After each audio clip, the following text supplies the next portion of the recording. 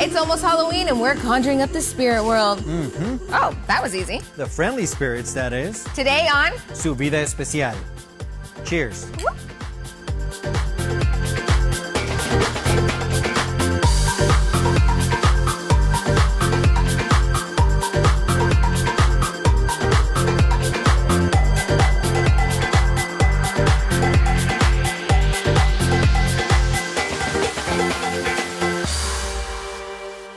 Hey everybody, I'm J.R. Cardenas. And I'm Vanessa Ramirez. Welcome to Su Vida Especial. Today's show is all about spirits. You know, the adult, tasty beverage kind. And even though wine isn't technically considered a spirit, we're going to go ahead and include it anyway. Well, since when do we care about technicalities, We're at Arizona Distilling Company, Arizona's first distillery since Prohibition was repealed in 1933. Yeah, right here in Phoenix. Right, yeah. Well, clearly we've been waiting a long time for it, but it's well worth the wait. Take a look. My name is Jason Grossmiller. I'm the co-owner and distiller of Arizona Distilling Company. Arizona Distilling Company is on the southwest corner of University and Roosevelt in Tempe. We're a small batch micro distillery that's been around for about 6 years. I'm a fourth-generation native Arizonan. Growing up out here, wanted to come up with a business that could tell stories about Arizona, something that people didn't know about. We try to do as much locally grown stuff as possible, whether it's a local story about Arizona or the grain that we use in the products or the botanicals we use for our gin. We try to get everything as much locally sourced as possible. We're in about 1,000 accounts across the state, whether it's bars, liquor stores, grocery stores. We're pretty readily available. Also, you can get our products here. You can come in and taste before you buy. They can come in and try the product as much as they want and at least have a good cocktail too to go with it. When somebody comes into the Old Walrus Lounge, the first thing they're probably going to notice is a big, huge picture of George Hunt, which was the first governor of Arizona, and he affectionately called himself Old Walrus. So we named our tasting room after George W.P. Hunt. We think Mr. Hunt would probably like to come in and have a drink here too. Something that we wanted to take to another level of all Arizona was to try to make our bar top out of locally grown wood. It was an old black walnut tree that fell down in Safford, Arizona, and there was enough wood on there to make the bar top and the shelves for the Old Walrus tasting room. All of our products have some kind of tie-in to Arizona. This is our Mission Vodka. This was the first vodka product we came out with. It's 100% corn, gluten-free, kosher, 7 times distilled. It's named after all the Spanish missions that were in the state back in the 1700s. So we wanted to shed light on that. It's our second double gold medal winner from San Francisco Spirits Competition, which the double gold medal is kind of a big deal in the industry. It means that 40 of the top palates in the world consider this a gold medal winning spirit. This is our Commerce Gin.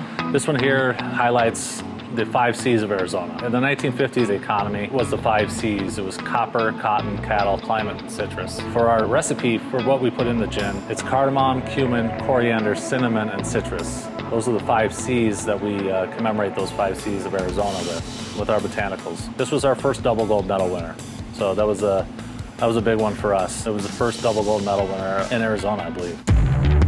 This is Copper City Bourbon. This tells a story about Copper City Brewing Company, which was down in the Douglas region of Arizona, southeastern Arizona, and it was a big hit in Bisbee. If you don't know, Bisbee was such a large city back in the day. It was the second largest city west of the Mississippi, so it's a huge copper mining town. So we wanted to have something to commemorate Copper City, and that's what we came out with our bourbon.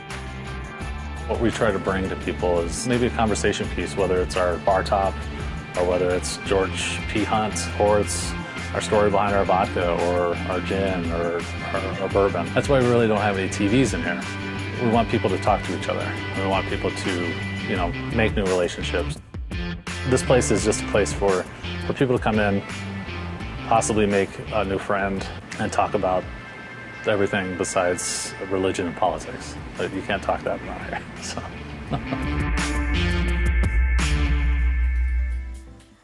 I just love how they celebrated the West in all their products, Vanessa. Yeah, and the ingredients and the names, it tastes great. And they even managed to bottle up the romance of the Old West. So make sure you stop by the tasting room and savor the distiller's craft here at Arizona Distilling Company.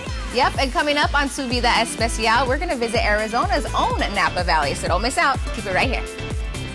During Hispanic Heritage Month, Cox Communications is proud to recognize Tony Lopez Santiago. Growing up in a military family who moved often, Tony realized at an early age how important it is that families serving in the military know they have strong support from home. These experiences led him to a 15-year career in the military support services. He has been awarded the Secretary of Defense's Medal for the Global War on Terrorism and the Heroism Award. Cox thanks Tony and the many other Latino leaders for making our community strong. Su Vida is brought to you by Chicanos por la Causa. Join the cause for change. Hey, welcome back to Su Vida Especial. It's fall, the time we celebrate harvest, and here at the Arizona Distillery Company, they put the harvest to good use. You know, locally sourced botanicals actually go into their Commerce Gin. And look, another award winner. They have medals everywhere. These guys are winners. You know, Arizona's home to some amazing vineyards, and many of them aren't located that far away, just a short day trip.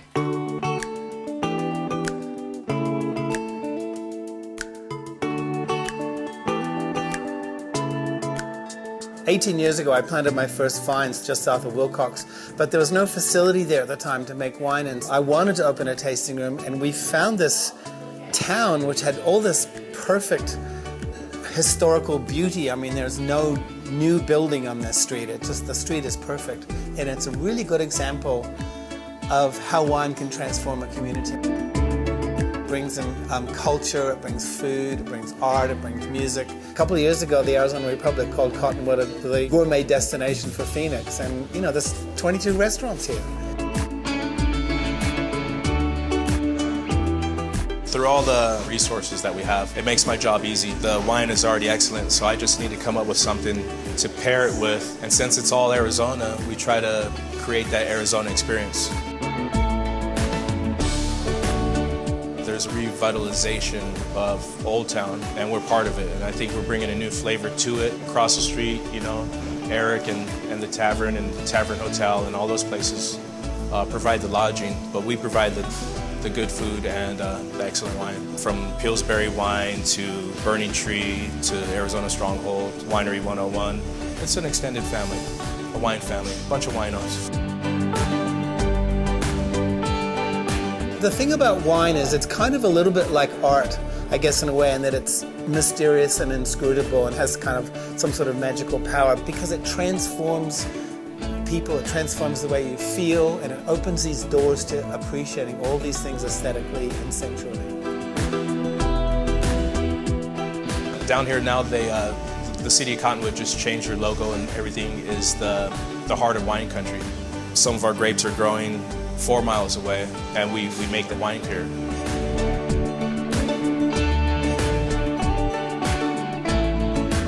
The best thing about Cottonwood, I think, is scale. This part of Cotton that we call Old Town Cottonwood, you can walk the whole distance of it in 10 minutes. You can drink and eat and not have to drive anywhere. It's very relaxing. It's kind of like a European city in the Old West.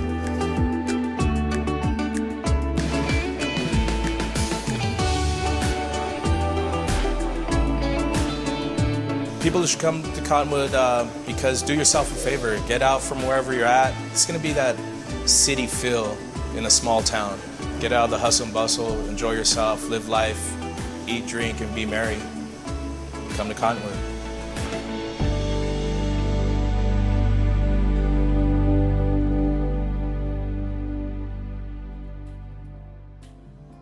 Wow, Cottonwood, what a great little town. I didn't know there were so many wineries. I know, right? Makes for a great fall trip, and if you head out there soon, you can check out all the fall leaves. Want to go? Yeah. Hey, another great wine-growing region is Wilcox. By the way, it's located in southeastern Arizona. Yeah. Yeah, and it's just a short 15-mile drive from historic downtown Wilcox. Not bad. And there you'll find the Sappara Vineyard. Well worth the drive. I say so. There are very few crops that have the romantic appeal that vineyards have. There is something pretty special about planting a vine, seeing your grapes mature, and then turning that into a product that people just love to drink. My husband and I both worked in large corporations in the Phoenix area, and it was time in our lives where we were ready to move on to something that we had a passionate interest in doing. So we left behind the Phoenix life and moved out here to Wilcox and decided this is where we were going to plant vines. We've always been lovers of wine, not necessarily makers of wine. We knew nothing about viticulture. So we did classes, met a great guy down here that used to give us classes around his kitchen table on a Saturday morning. And we learned hands-on from him as well about how to plant vines. And then it really was just jump in and get it done. We've learned so much from actually seeing the vines and growing them up to vines that are now producing, close to 3 tons an acre. It's been a long journey, but very happy that we chose Wilcox to plant our vineyard. Most people think of Arizona as the desert. They think of Arizona as the Phoenix, Tucson corridor, and that is not where you grow wine grapes in Arizona.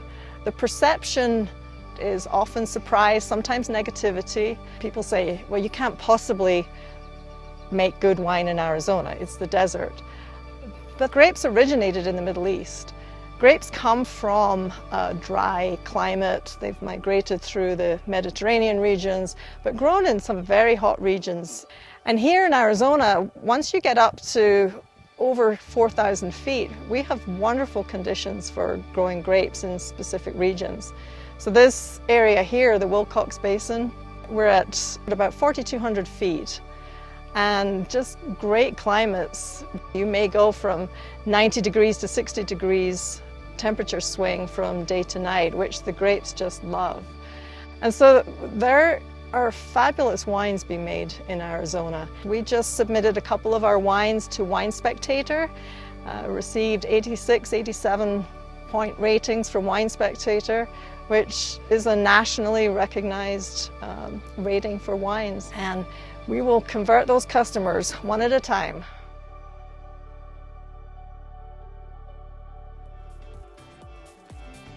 Go Arizona. I didn't know we had so many vineyards. Well, it's our climate. It's very much like the Mediterranean and a great place for growing grapes. You'll find out more when we come back. You ever had those cotton candy grapes? Yeah, those are really good. And very expensive. I like seedless grapes. Yeah, I like to see grapes too. During Hispanic Heritage Month, Cox Communications is proud to recognize Dora Martinez, founder of Flowers and Bullets. Working on a local farm, Dora realized the importance of making sure healthy food and information was accessible to underserved communities. This passion drove Dora to establish Neighborhood Garden Collectives, which is run by a diverse group of neighbors, all with a passion for growing fresh food for their community. Cox thanks Dora for her good works and the many other Latino leaders for making our communities strong. Su Vida is brought to you in part by Mega 104.3 and 101.1 The Beet. Welcome back to Su Vida Especial. I'm Vanessa Ramirez. And I'm J.R. Cardenas. We're hanging out at the Arizona Distilling Company. Vanessa, you ever heard that song, Time in a Bottle? Yeah. That's what's going on right here. Well, that's because spirits like this, the Desert Durham wheat whiskey, can spend years in a barrel before ending up in a bottle like this. Ooh, hence Time in a Bottle by Christina Aguilera. No. No, that was Genie in a Bottle, my bad. Genie in a Bottle. Yeah, sorry. Very poetic though, JR. Hey, wine is aged as well, and you can find some sophisticated ones in the foothills of Verde Valley. Take a look. I'm a genie in a bottle. You said that all wrong.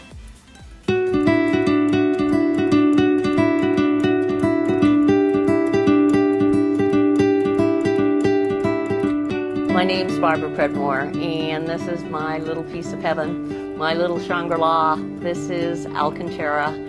So I came across this little piece of land. It's 87 acres. It's right in the heart of Arizona. It's where the last 2 year-round flowing rivers come together, which is Verde and Oak Creek.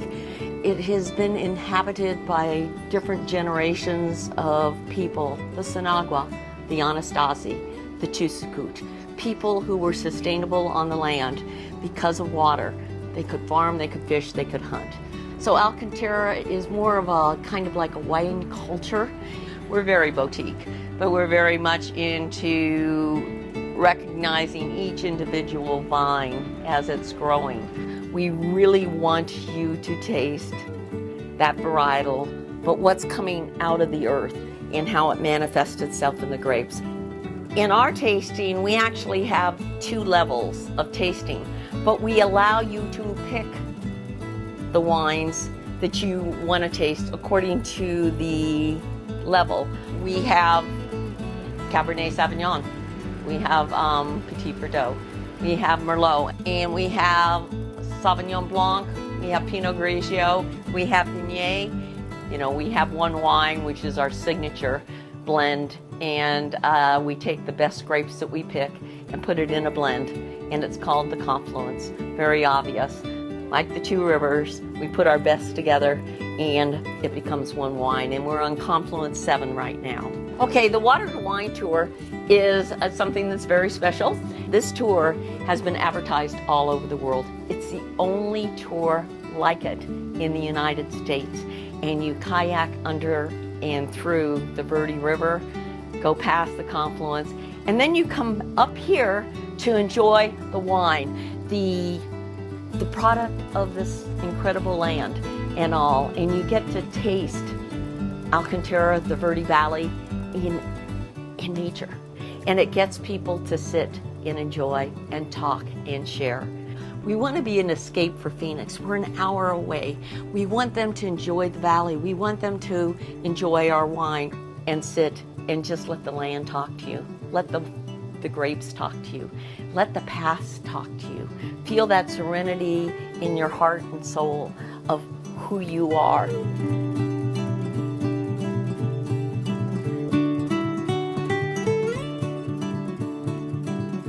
It's a magical place. You just have to feel it.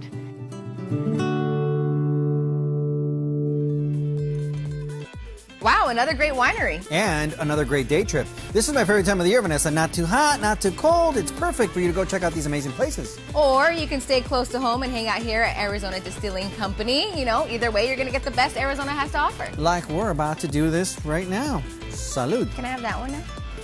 Sure, I guess. Thank you.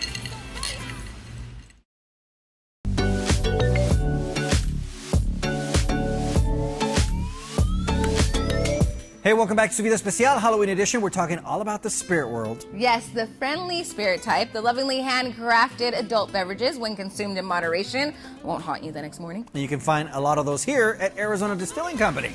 Distilling is growing in popularity, and not too far from here, you'll find another fantastic tasting room, home to adventurous stills. Check it out.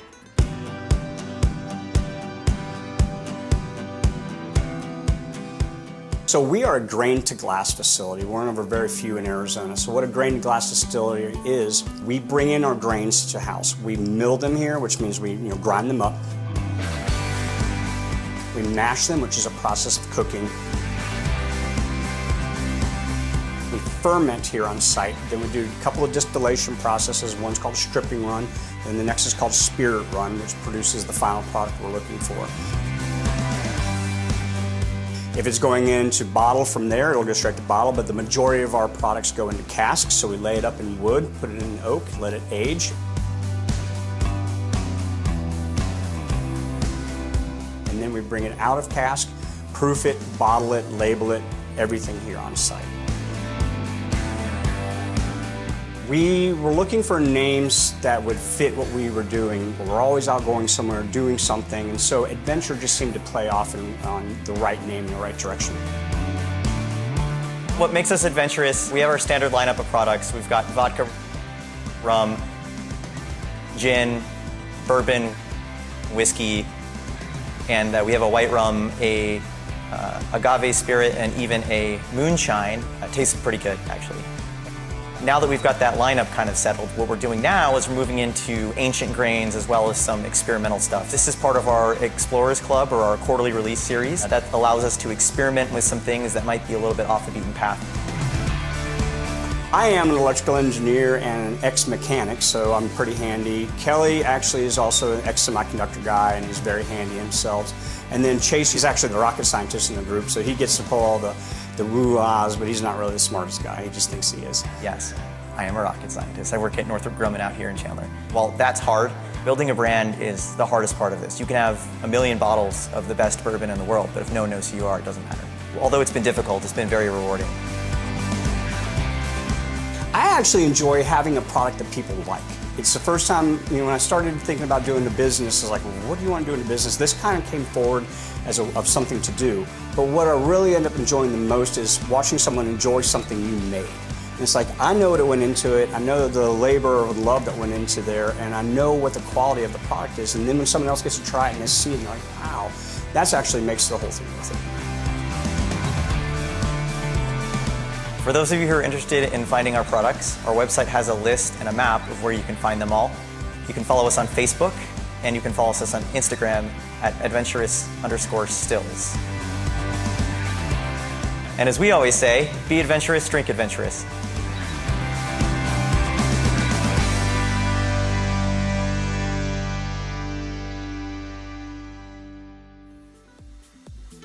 Adventurous Stills has a really cool program where they let you actually distill your own barrel, let it age, and then bottle it up with your own label. How cool is that? I think that's pretty awesome. I find the whole process intriguing. Intriguing indeed. Hey, we should take the tour that they offer here. Arizona Distilling offers group tours, and you can also celebrate your birthday here.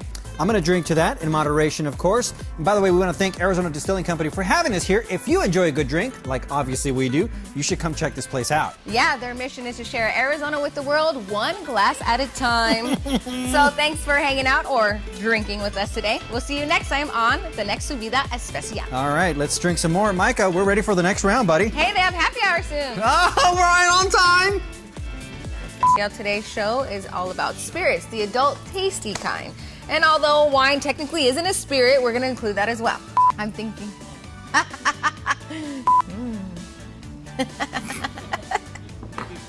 I'm J.R. Cardenas. Oh, okay. All right, here we go again. 3, 2. The adult. This is a new outfit. Yes. And it was finished in Arizona cask. I just heard her stomach growl. No, it's the chair. Oh, okay. And this one was something. Finished. Okay. Micah, we're going to be here for 5 hours. Boom. Many of them, okay. Arizona's home to some Many's amazing plural. vineyards. Hey, welcome back to Subida Especial. It's fall. Fall is the time that we traditionally